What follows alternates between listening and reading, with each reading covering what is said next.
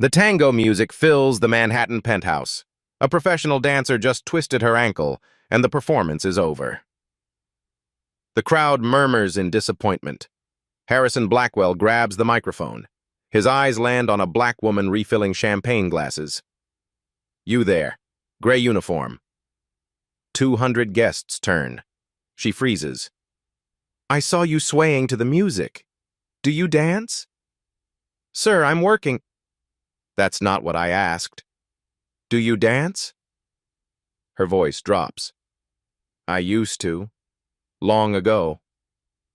He walks toward her, stands too close, speaks into the microphone for everyone to hear. "Perfect. If you dance this tango, I'll marry you." He pauses. "One dance, you go from serving drinks to sharing my bed. That's the American dream, isn't it?" Laughter spreads through the room.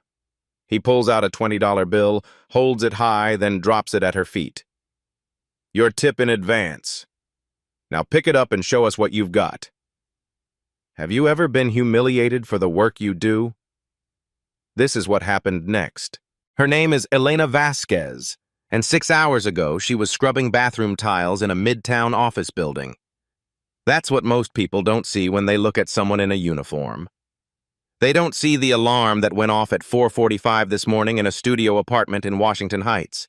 They don't see the 2 subway transfers in the dark, the coffee from a bodega that's more sugar than caffeine because it's cheaper that way.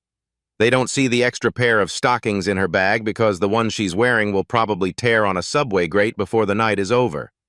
They see the uniform. That's all. Elena is 35 years old. She works for Elite Events NYC, a hospitality staffing company that sends people like her to serve people like the ones in this penthouse. Tonight's event is special. Triple overtime. A charity gala for some tech billionaire named Harrison Blackwell.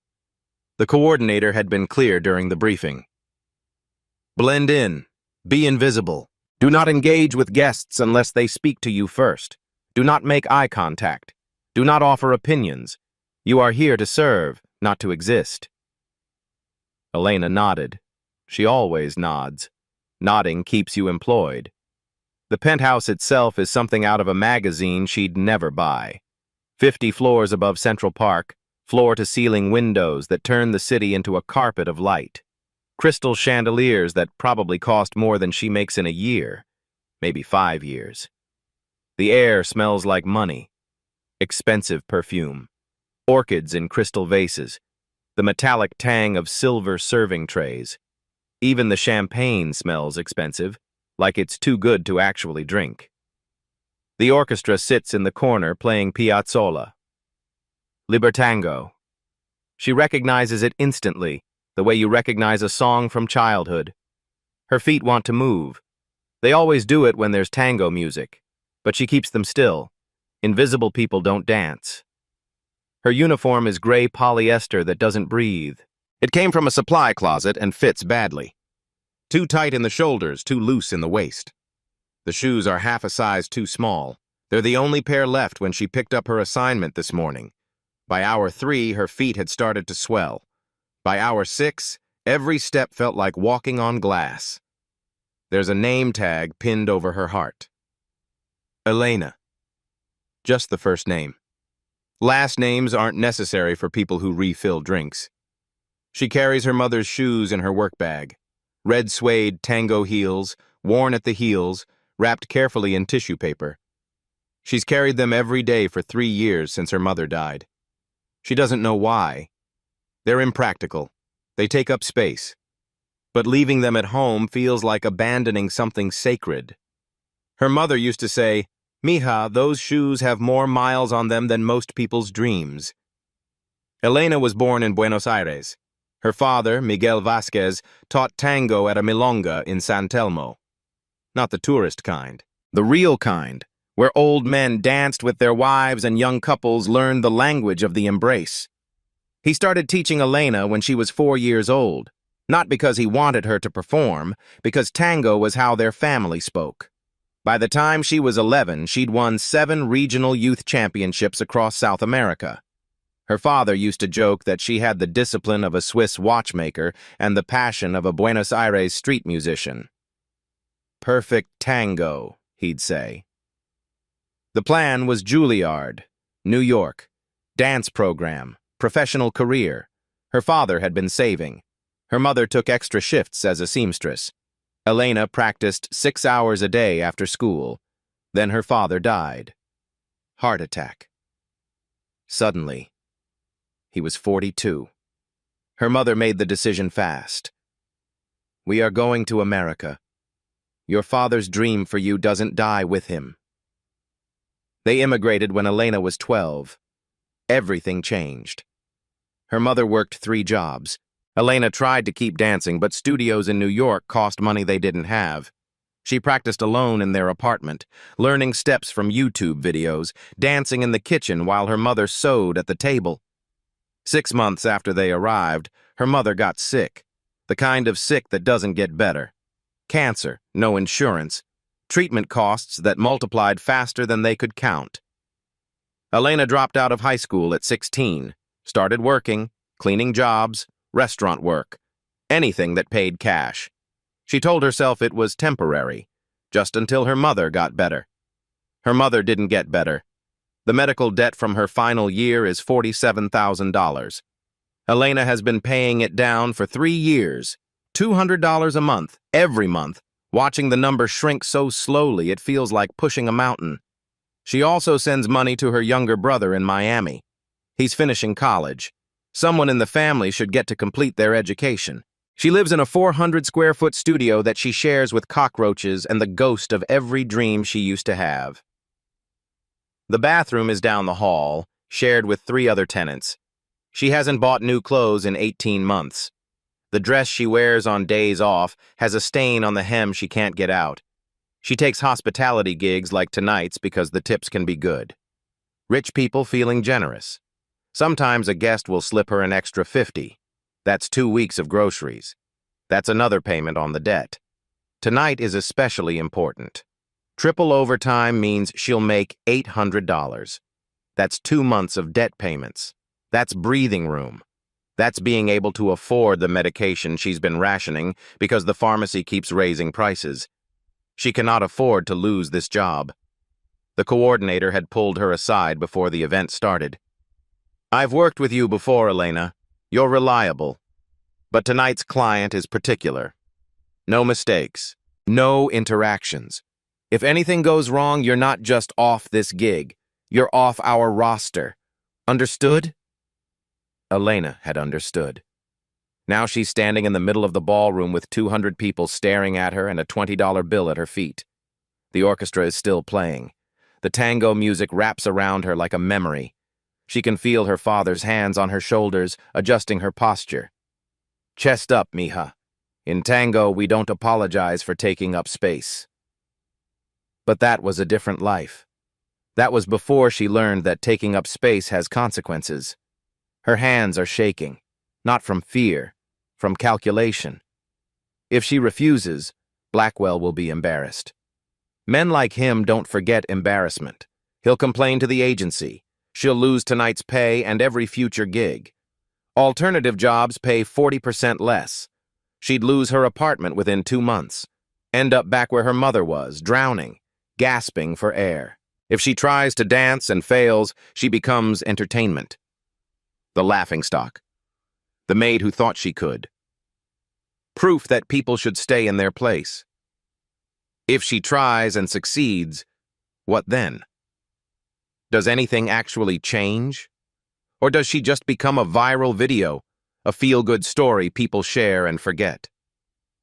The music plays. Her feet remember the rhythm. Muscle memory is a stubborn thing. She looks at the $20 bill on the floor. Such a small amount of money to someone like Harrison Blackwell. Pocket change, a tip for the coat check. For Elena, it's 2 days of food. It's the copay on a doctor's visit she's been postponing. It's the difference between making rent on time and making rent late. That's what people don't understand about humiliation. It's not always about pride. Sometimes it's about math. Harrison Blackwell didn't get to this penthouse by being quiet. He's 48 years old, 6'2", with silver hair that probably costs $200 to maintain. His tuxedo is custom Tom Ford. The watch on his wrist is Swiss, the kind that doesn't show the price because if you have to ask, you can't afford it. It costs more than Elena makes in a year. He knows this. He likes knowing this. He's the CEO of Blackwell Industries, a company that builds AI automation systems. The irony isn't lost on anyone paying attention. He made his fortune creating technology that replaces workers. Low-skill workers, he calls them.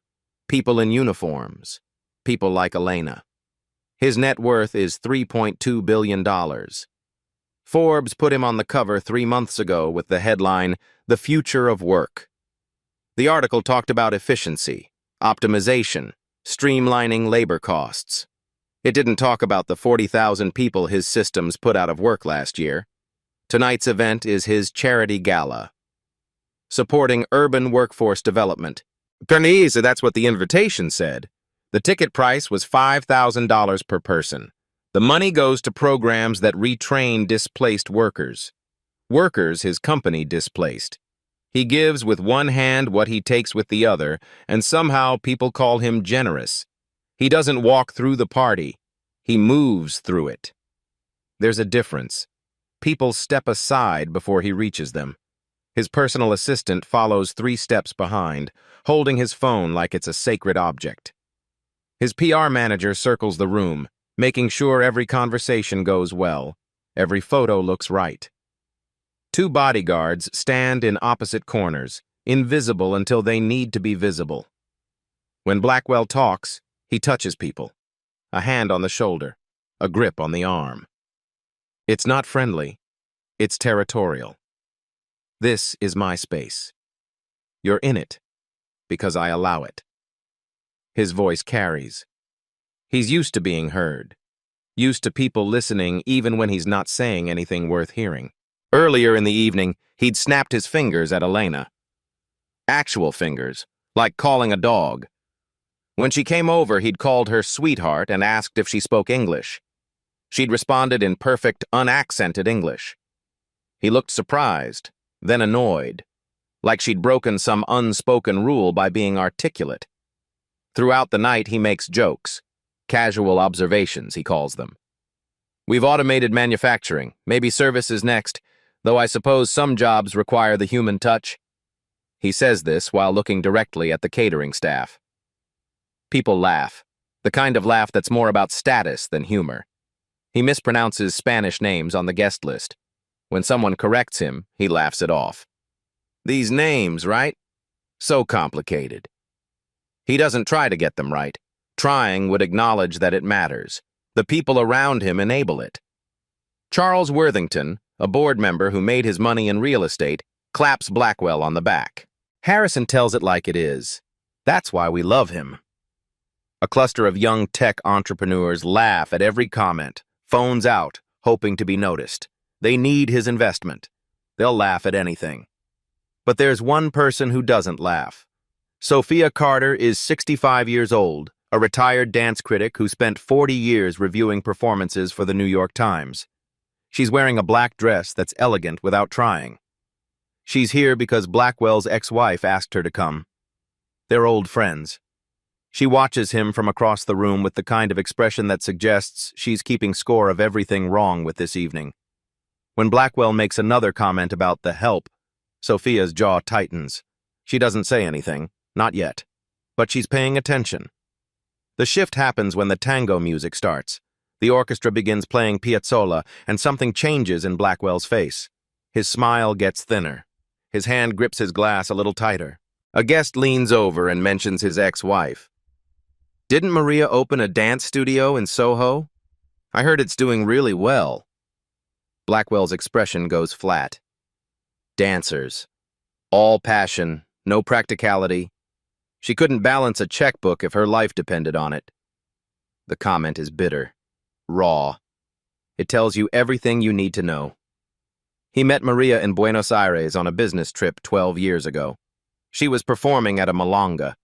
He was mesmerized. Within 6 months, they were married. He thought he was buying into something exotic, sophisticated, a trophy wife with rhythm. What he didn't expect was that she had opinions, ambition, a career she wouldn't give up to make him comfortable. The divorce was finalized 8 months ago. She kept the studio. He kept everything else. In his mind, he won. But every time someone mentions her success, the wound reopens. Now, watching the professional tango dancers perform, his jaw clenches. When the female dancer twists her ankle and the performance ends early, he sees an opportunity. Not for art, for control. That's when he notices Elena near the service entrance. She's clearing glasses, but her body is swaying, just slightly, her foot tapping in time with the music. He sees it, and something clicks in his mind. A way to entertain his guests. A way to prove a point. A way to take back control of the evening. He grabs the microphone. The professional dancers take their bow. The woman is limping, helped off the floor by her partner. The performance is over, cut short. The guests are disappointed. They paid $5,000 a ticket for a full show. Harrison Blackwell stands near the bar, watching. The orchestra continues playing softly, filling the awkward silence. That's when he sees her. Elena is near the kitchen entrance, holding empty glasses. She's not watching the injured dancer. She's listening to music. Her eyes closed for just a second. Her head moves with the rhythm. Her foot taps the marble floor. She doesn't realize anyone is watching. Blackwell does. The evening needs saving. The guests are restless. And here's this woman in a uniform, swaying to tango music like she knows something. He picks up the microphone. "Ladies and gentlemen, we've lost our entertainment for the evening. But I think we might have found a replacement." He's looking directly at Elena. 200 pairs of eyes follow. She freezes. The tray in her hands suddenly weighs 1,000 pounds. "You there, gray uniform." She turns slowly. "Sir, I should get back to—" "I saw you, swaying to the music, tapping your foot." He walks toward her. The crowd parts. "Do you dance?" "I used to, sir, a long time ago." "Used to?" He turns to the crowd, repeating her words like they're funny. "She used to dance. Isn't that interesting?" Some people laugh. Others look uncomfortable.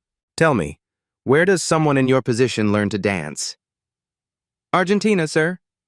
"Argentina!" He says it too loud. "Of course. The tango. We have an authentic Argentine maid who knows tango. What are the odds?" The way he says authentic makes her skin crawl. Sophia Carter steps forward. "Harrison, leave her alone. She's working." He waves her off. "No, Sophia. We're here for charity, for giving opportunities." He turns back to Elena. "Here's what I'm thinking. Our dancers are out. We have an orchestra. We have a woman who used to dance. Why not give her a chance?" Someone in the crowd says, "I'd love to see real Argentine tango." The energy shifts. Curiosity. Boredom looking for entertainment. Blackwell senses the momentum. "Dance one tango with me, right here, right now. And if you're good, if you really impress everyone..." He pauses. "I'll marry you." The room erupts. Gasps, laughter, shocked murmurs. "If you dance this tango, I'll marry you." He makes sure everyone hears. "One dance. You go from cleaning my floors to sharing my life. That's social mobility. That's the American dream." More laughter ripples through the crowd. Elena's face burns. "I really should." "What's the matter? Not good enough? Or maybe you were lying. Maybe you were just pretending, putting on airs." The phrase lands like a slap. Charles Worthington calls out, $50,000. If she dances, I'll match your charity donation." The crowd murmurs approval. Now there's money involved. "See?" Blackwell spreads his arms. $50,000 for one dance. That's more than you make in a year. He reaches into his pocket, pulls out his wallet, removes a $20 bill. Hold it high so everyone can see. Consider this in advance. He drops it. The bill flutters down, lands at her feet. Pick it up, someone whispers. Just dance, another voice says. It's for charity. But this isn't about charity. This is theater. She's the performer. They're the audience. And Blackwell is orchestrating her humiliation for entertainment. The event coordinator is watching from the corner, her expression clear. Don't make a scene. Don't cost us this client. Elena's co-workers stand frozen. One mouth, don't do it. But what choice does she have? Refuse, and Blackwell will be embarrassed. Men like him don't forget. She'll lose tonight's pay, future gigs, the $800 she desperately needs. Accept, and she becomes a spectacle. Win or lose, she's the joke. The orchestra waits. The crowd murmurs. 200 people watching, waiting, judging. Elena stares at the $20 bill on the polished marble. Her reflection stares back. Two versions of herself. The one in this uniform. The one she used to be. The music has stopped. The silence is crushing. Blackwell leans toward the microphone, eyes locked on her. So what's it going to be? Do you have the courage? Or should we all go back to our drinks and you go back to where you belong? The challenge hangs in the air. Her hands are shaking. Not from fear, from calculation, from rage, from the weight of 19 years of dreams deferred and dignity compromised, from knowing that whatever she chooses, she loses. Unless. Time does strange things when you're standing at the edge of a decision that will change everything. Elena hears her father's voice. Not a memory. Something deeper. The kind of lesson that lives in your bones. Mija, Tango is about dignity. The follower isn't subservient. She's powerful. She decides how beautiful the dance becomes. She was 7 years old when he said that, standing in their Buenos Aires kitchen, frustrated because a boy at the milonga had pushed her around the floor like she was furniture. Her father had knelt down, looked her in the eyes. Never let someone else make you small. Not in dance. Not in life. Then her mother's voice. 3 years ago, in a hospital bed, morphine making her words soft but clear. Don't hide who you are to make others comfortable. I hid. Look where it got me. Elena had held her hand. Mama, you didn't hide. You sacrificed. There's a difference between sacrifice and disappearing, Mija. I disappeared. Don't do the same. Those were among her last words. 19 years. That's how long it's been since Elena danced publicly. Her body is older now, her technique rusty. The girl who won 7 championships is buried under years of survival, exhaustion, compromise. If she fails, she confirms every prejudice in this room. She becomes the punchline. The maid who thought she was something more. If she succeeds, then what? Does anything actually change? Or does she just become a viral video people watch once and forget? But then she looks up. Sophia Carter is watching from the crowd. The retired dance critic gives a small nod. Not pity. Recognition. Like she sees something everyone else is missing. Near the kitchen entrance, Maria stands frozen. Her co-worker, her friend. Maria's face shows fear, the kind of fear that comes from a lifetime of learning to stay small, stay quiet, stay employed. Elena sees herself in that fear. And she makes a decision. Not for Harrison Blackwell, not for the crowd, not even for the $50,000 someone offered like she's a performing animal. For the girl she used to be. The one who danced because her body couldn't help it. The one who believed talent mattered more than circumstance. For her father, who taught her that dignity isn't given, It's claimed. For her mother, who told her not to disappear. Elena sets the tray down on a nearby table.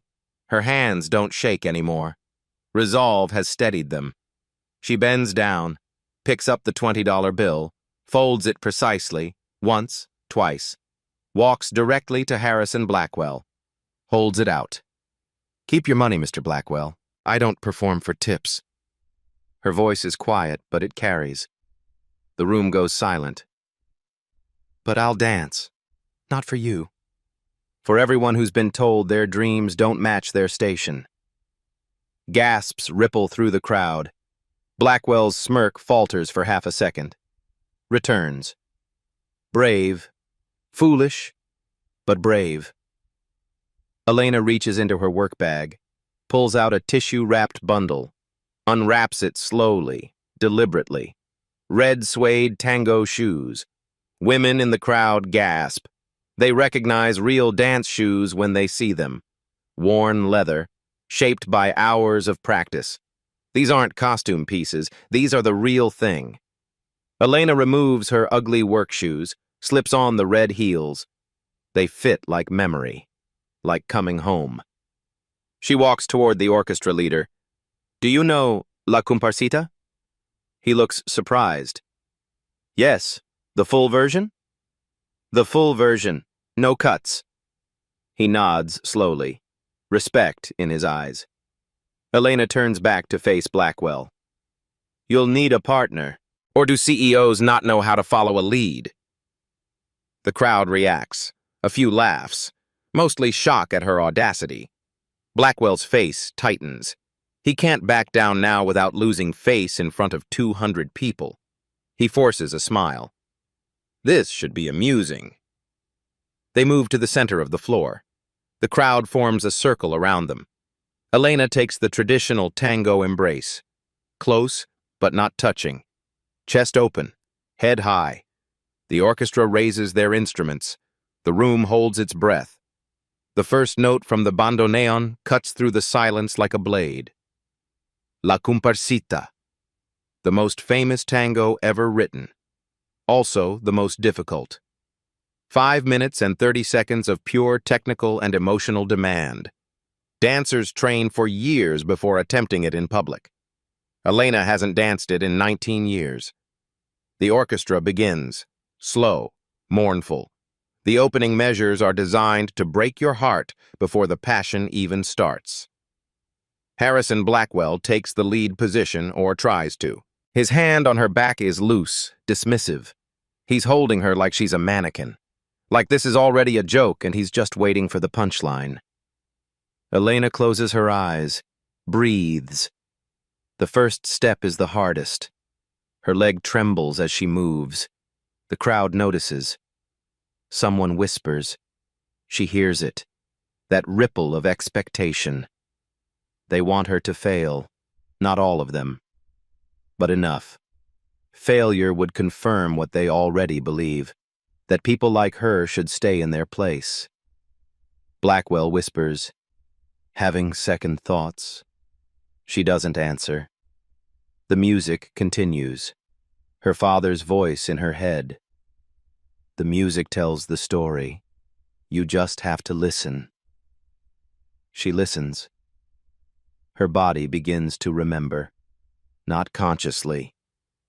Deeper than that. 19 years fade away, and suddenly she's 12 years old in her father's studio, practicing the same opening sequence 1,000 times until her feet bled. Muscle memory is a strange gift. You can bury it, but you can't kill it. Her second step is steadier. The third step is sure. By the fourth, something shifts. The trembling stops. Her posture lengthens. Spine straight. Chest open. Head held with the exact pride her father demanded. You're not begging for space, mija. You're claiming it. She claims it. The tango has a secret that most people don't know. Everyone thinks the man leads. That's what it looks like from the outside. But inside the embrace, the follower is the one who decides. Through subtle pressure, through weight shifts, through the language of the body, she tells him where to go. The best leaders know this.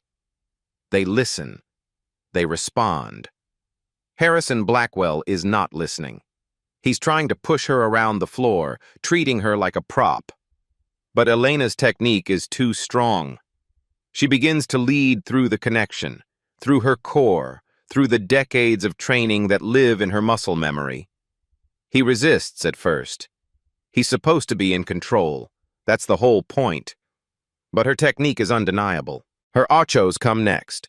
Figure-8 steps where the follower pivots and extends. They need to be sharp, precise, knife-like. Elena's are perfect. Her leg extends behind her in a straight line, toe-pointed. The line from her hip to her ankle could cut glass. A woman in the crowd gasps quietly. Sophia Carter leans forward in her seat. The music builds. The mournful opening gives way to the middle section. This is where La Comparsita shows its teeth. The tempo increases. The complexity multiplies. This is where amateur dancers fall apart. Elena doesn't fall apart. She executes a gancho, a leg hook where her leg whips up and wraps around her partner's thigh. It happens fast, sharp, and precisely. Blackwell actually stumbles slightly trying to keep up. Someone in the crowd whispers, "Did you see that?" The room is starting to pay attention. Really pay attention. This isn't a joke anymore. This isn't a maid pretending. This is something else. Elena's body is singing now. Every movement is crisp. Every extension is controlled. She's using the entire floor, navigating around the circle of people like a ship cutting through water. Her uniform skirt swirls with each turn, the gray polyester moving like it's more expensive than it is. Blackwell is sweating now. Actually working. He's having to follow her, really follow her, and it's becoming obvious to everyone watching that he's not leading this dance. She is. The music hits a dramatic pause, one beat of silence. Elena uses it. She steps into a cicada, a displacement step where she literally steps into his space, takes it from him. It's one of the most aggressive moves in tango. It says, "This is mine now." The crowd reacts. A ripple of understanding moves through them. Then she executes a bolio. Her leg whips in a circular motion, the energy traveling from her hip, through her thigh, through her calf, to her pointed toe. The movement is so fast, so controlled, that her skirt flares out like a ball gown for a split second. The tech entrepreneur in the corner lowers his phone. He was filming for social media, for the joke. Now he's filming because he's witnessing something. The orchestra plays louder. The passion section is coming. This is where La Comparsita becomes less a song and more a confession. The bandoneon cries, the violin weeps, the piano drives underneath like a heartbeat. Elena's face has changed. At the beginning she was scared, calculating, surviving. Now she's somewhere else. She's not dancing for these people anymore. She's not even dancing for herself. She's dancing for her father, who never got to see her dance in New York. For her mother, who spent her last years watching her daughter disappear into work uniforms and debt. For the girl she was at 11, standing on a stage in Buenos Aires with a trophy in her hands and the whole world ahead of her. The music drives toward its climax. This is the moment. The colgata, a hanging position where the follower leans back, completely off balance, suspended in space, held only by the counterbalance of her partner. It requires absolute trust, absolute technique. Get it wrong and you fall. Get it right and you defy gravity. Elena positions herself, shifts her weight, leans back. For 5 full seconds, she's horizontal. Her body is a perfect line from her head to her pointed red shoe, suspended in midair. The chandelier light catches her shoe, making it glow like fire. The room goes completely silent. No one breathes. Even the orchestra holds the note, sustaining it, making time stop. A single tear runs down Elena's cheek. Not sadness. Release. The kind of crying you do when something that was locked inside you finally breaks free. Blackwell's face shows something he wasn't expecting. Effort. Surprise. Maybe even respect, though he'd never admit it. Then the music explodes. The final section of La Comparsita is fire. It's passion. It's controlled chaos. The tempo accelerates. The emotional intensity multiplies. This is where championship dancers prove themselves. Elena proves herself. She executes a double gancho combination. 2 leg hooks in rapid succession. Her leg wrapping around his, then switching, then wrapping again. The precision required is extraordinary. The timing has to be perfect. Miss by a fraction of a second and it falls apart. She doesn't miss. She flows directly into a volcata, an off-axis lean where she's nearly falling, held up only by his counterweight. But she controls it. She decides when to lean, how far, when to recover. He's just trying to keep up. The crowd isn't pretending anymore. Phones are out. People are filming. Not for mockery, for proof, for evidence that what they're seeing is real. She's professional level, someone whispers. Beyond professional, Sophia Carter says to the person next to her. That's championship technique. That's world class. The music races toward its conclusion, the final dramatic phrase, the moment that makes or breaks the entire dance. Elena spins into the final position, a deep dip, but she controls it completely. Her leg extends behind her in a perfect line, her back arches, her head throws back, her red shoe points to the crystal chandelier like an exclamation point. Her face isn't triumphant. It's peaceful, like she's finally home after a long journey. The music holds the final note, then stops. Silence. 5 full seconds of absolute silence. Elena stands slowly, steps back from Blackwell. She's breathing hard but controlled. She removes the red shoes, holds them against her chest like they're sacred.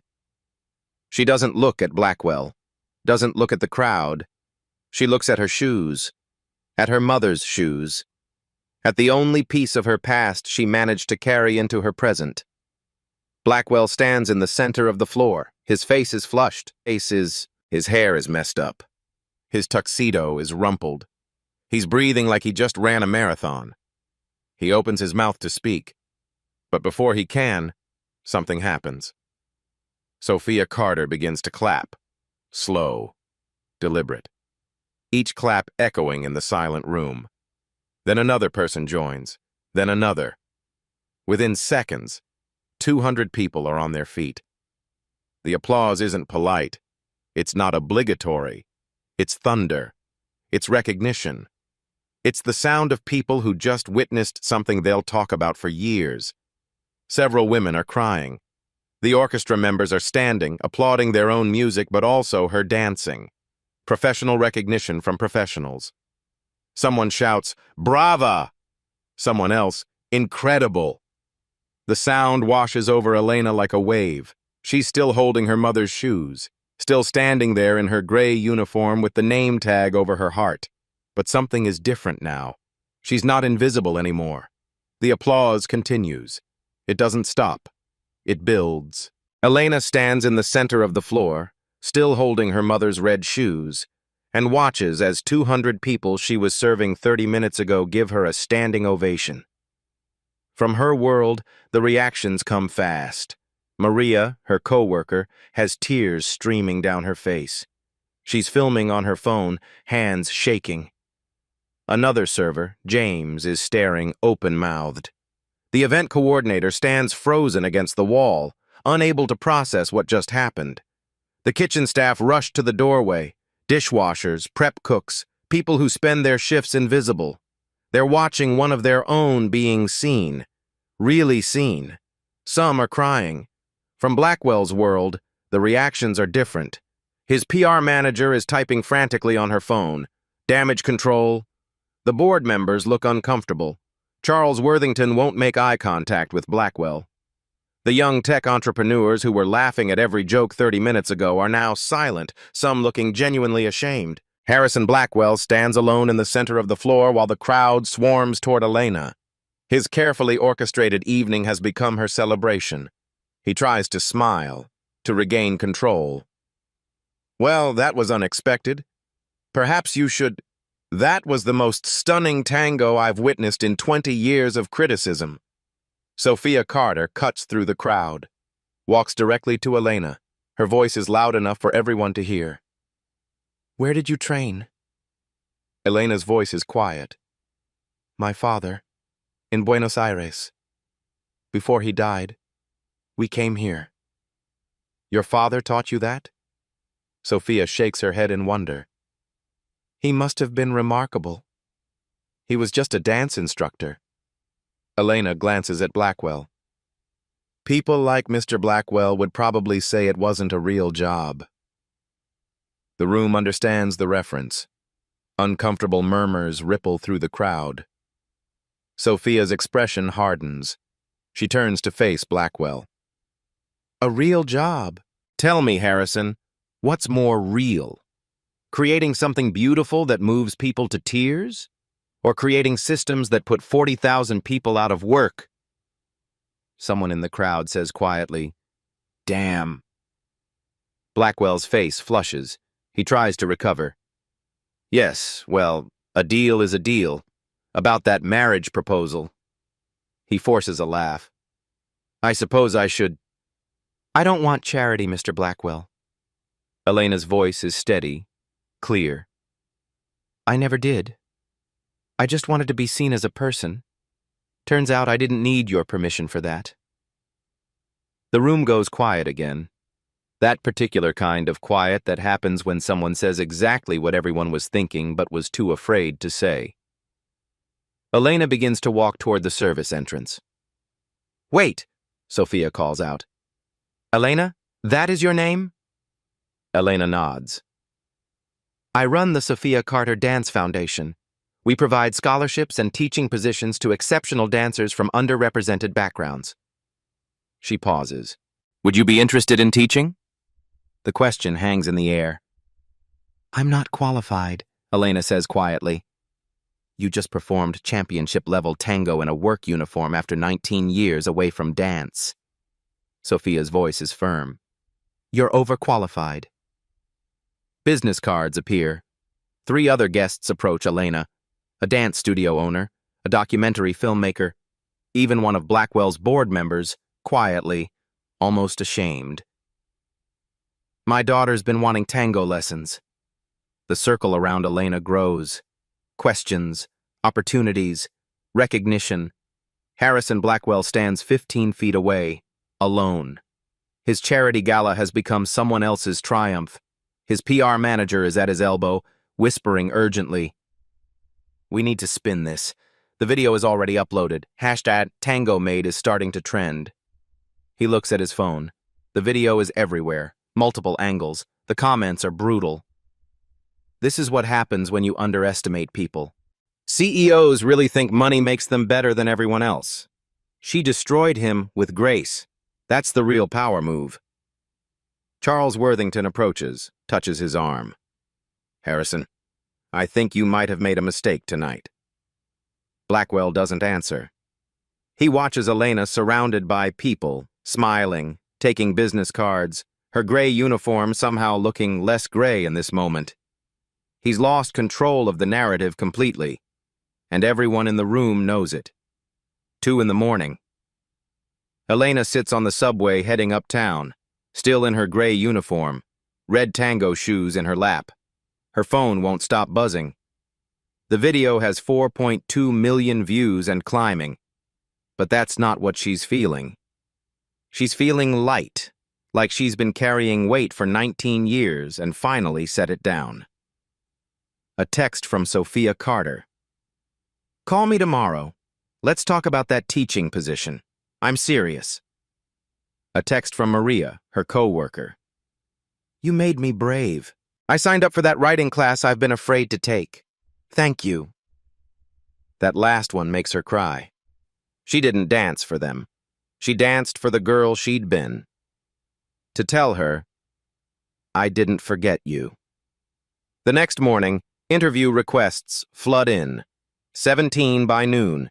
She declines all but one. A small podcast run by immigrants telling their stories. That one feels right. The video keeps spreading. Comments pour in from around the world. I'm a janitor who used to paint. This made me cry. I gave up violin to work retail. Maybe it's not too late. My mom cleaned houses for 20 years. She was the best cook I ever knew. No one ever asked about her recipes.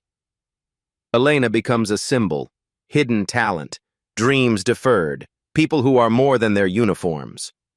1 week later, Sophia Carter calls with an offer. Part-time teaching position, evenings and weekends, $45,000 a year. You can keep your day job while you transition. Elena says yes. Her first class is 12 students, ages 8 to 17. Dominican, Mexican, Puerto Rican, one kid from Ecuador. A 9-year-old girl raises her hand. Miss Elena, can you really make it as a dancer if you're not rich? Elena gives an honest answer.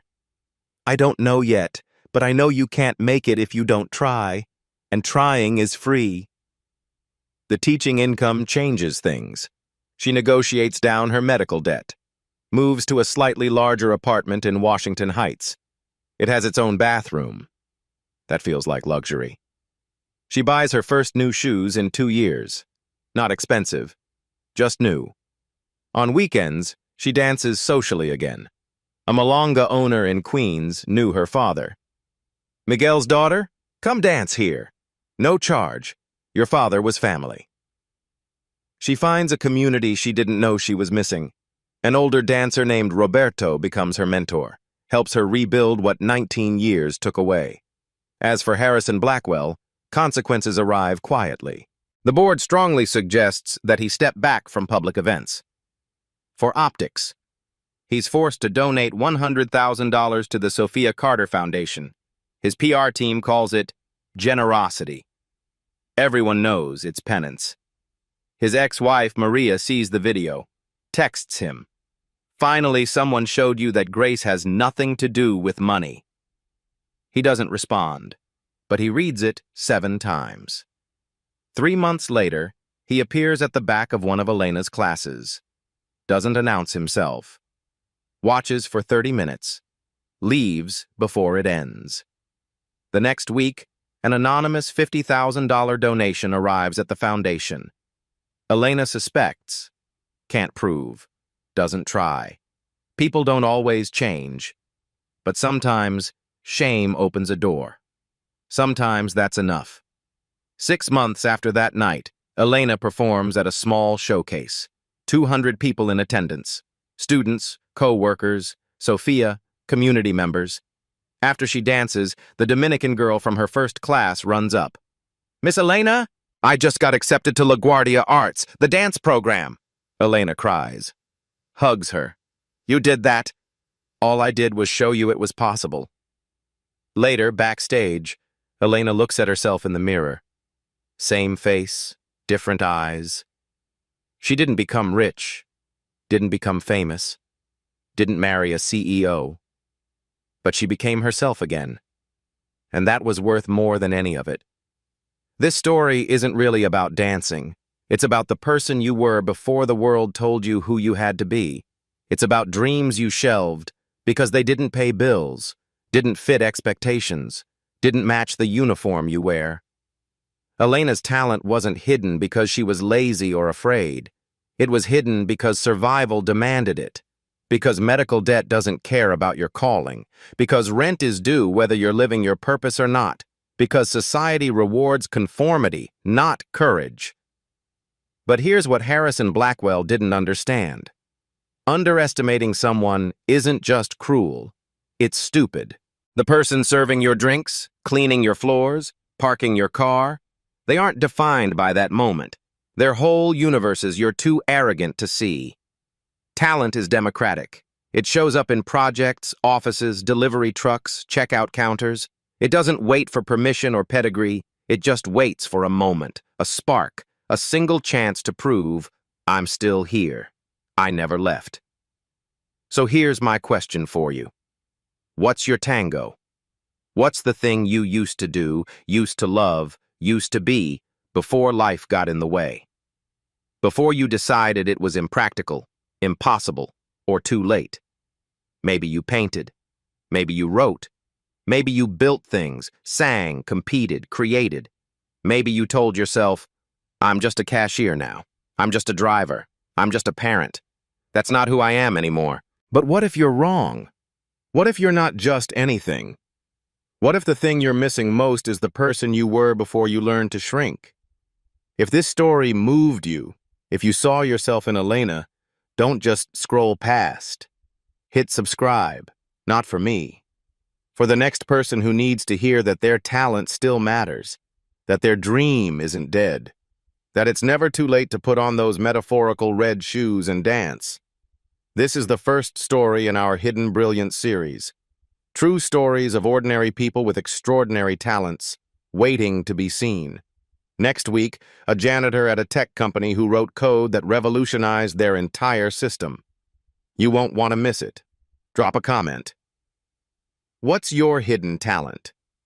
What did you used to do that you gave up?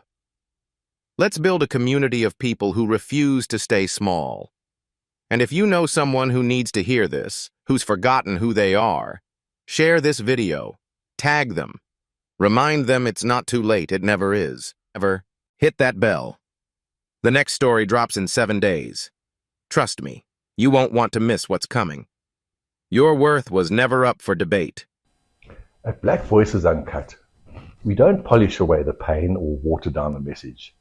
We tell it like it is because the truth deserves nothing less. If today's story spoke to you, click like, join the conversation in the comments, and subscribe so you'll be here for the next Uncut Voice.